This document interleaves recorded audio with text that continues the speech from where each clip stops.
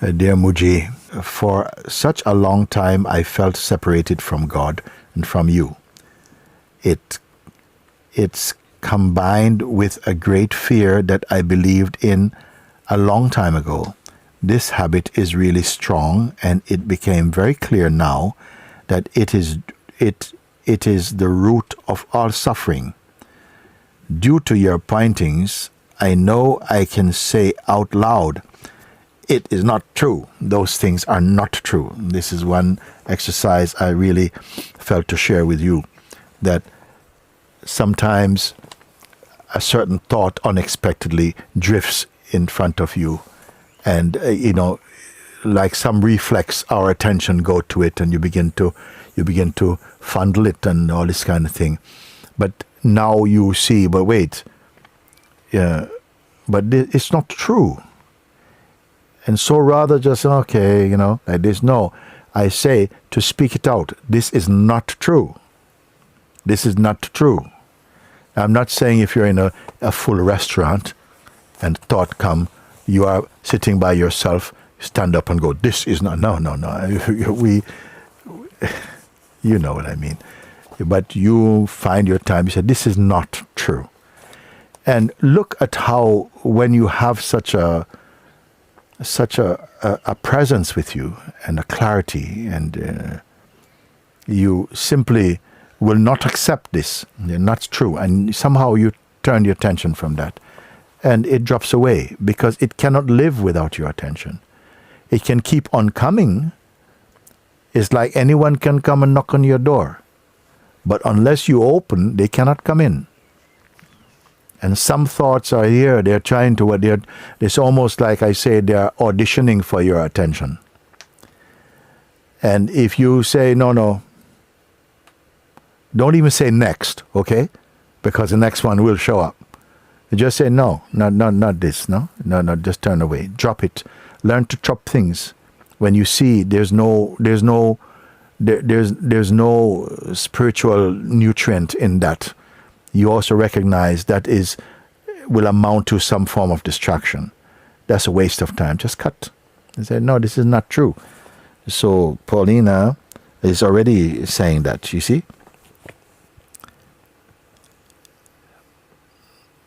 So having this habit is really strong, and it became very clear now that it is the root of all suffering.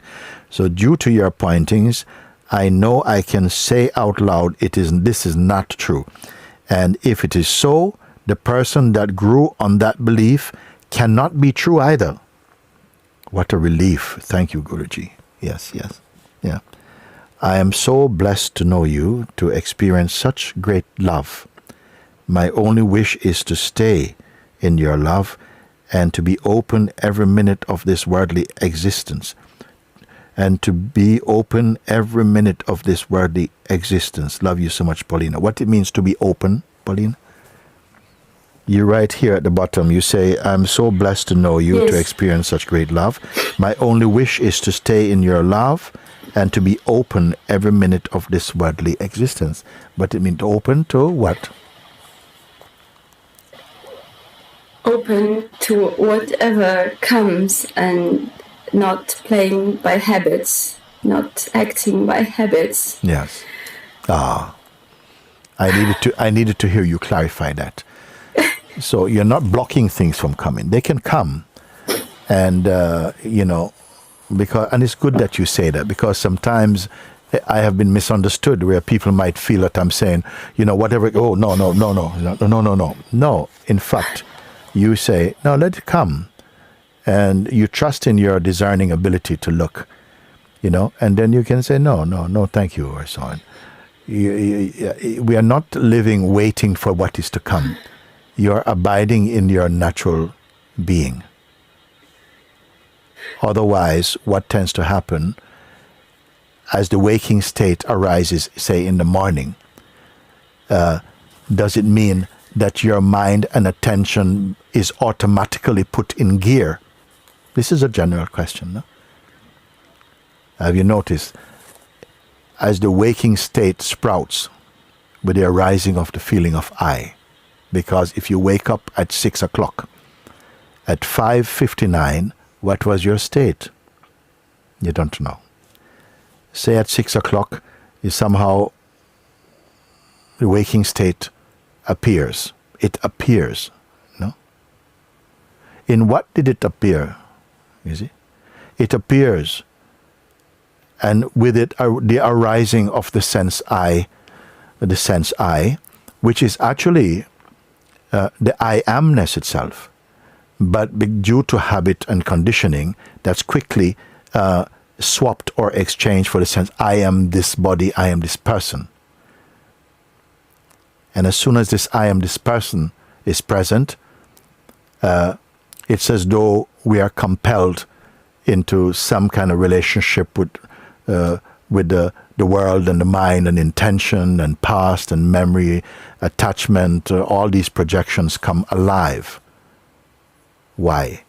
Because and to whom do they come with such force? It's the I, me person, the sense of personal identity and existence. May I ask, in the arising of consciousness, are we compelled into duality? Are we compelled into the gear? Does the mind get into gear? And always we are compelled into negotiating and projecting. And is there some way that a deeper awareness is present in you? Of course, I'm speaking with my Sangha now, so you can catch it even at the first. Somehow, in the beginning, it feels like it's a task to keep remembering, oh, I am not this. But gradually, you see, it should come with a joy, an emerging joy, because it's almost like some reflex. You're already in the uniform. You're already in the character of personhood. But watch what is taking place. The more you honor, you marinate your attention in the recognition that all things that manifest are perceivable, and they are perceivable, but that which perceive them are not trapped in the bubble of their scenario. Then you're aware of a greater space of just silent being or silent awareness, you see, more and more. So what may in the beginning seem like an exercise, a practice, an effort, gradually it seems like 2 points. I, which we assume to be I the person, or even a spiritual person, I'm now given an exercise or offered an exercise to keep remembering myself. So then there's a self and there's I. But as the exercise continue, and I say it bears fruit quickly, as you continue to focus, the sense of separateness meets here. And the sense of the someone trying to become something dissolves in that recognition increasingly.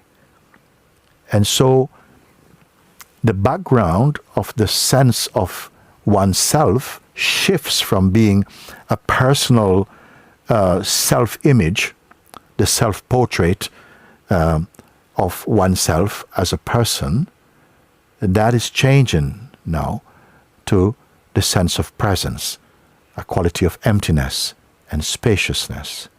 And there is a softness in this.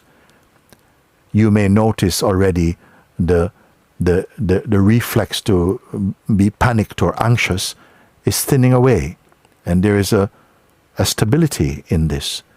And yet there's no one trying to be stable. It's just the stability doesn't belong to an entity called me. It is just what is. And this separate sense of I, me-ness has become that. It's just the sense of being. That is with you. That is what I am is. That root being.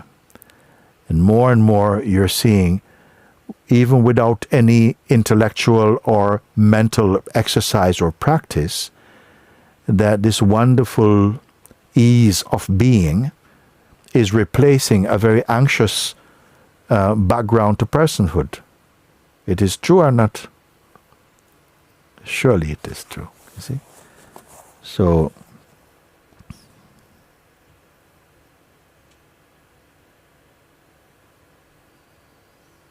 now I understand. I am so blessed to know you, to experience such great love. My only wish is to stay in your love and to be open every moment, every minute of this worldly existence. So I wanted to clarify with Paulina what you mean open, and you have put me in my place. Very good. Open simply mean not afraid of what is to come. I'm present. I'm here before anything appear. It appears in front of me. It plays as much as I am engaged with it, and by its own time it disappears also. I am not that, because when it disappears, if I was that, I would also disappear. I'm here to watch everything come and go. This is stabilizing in your real being. Wonderful. Yes, I wanted just to say thank you. It's my first One Sangha gathering, and it really is amazing. Yes. It's after 4 years of listening to you, it's just something shifted, as you said. Every word you said during this gathering was just directly going into my heart. And yesterday night I was writing this letter because it was all seen so clearly, and I'm so grateful for that. Very grateful. I'm so grateful. And I'm also grateful for all you did, all Sangha in Sahaja, because this experience was really beautiful. This experience was really powerful, and thank you for that very much. So you mentioned this experience was very powerful. Is it finished? No. The substance of it, I have to remind you of this, you see, yes. The trigger was in time, but what you are discovering cannot come to an end. You just continue deepening in that, you see. Yeah. Because I say this before the mind gets a chance to tell you, it's past now. Get over it, okay? Yeah, it doesn't pass. The mind passed, not this. Yes. Wonderful, Paulina, wonderful. Thank you very much. All love to you, darling. Very good. Full power. Okay. Thank you. Thank you. Love you. Thank you very much. Thank you. Okay.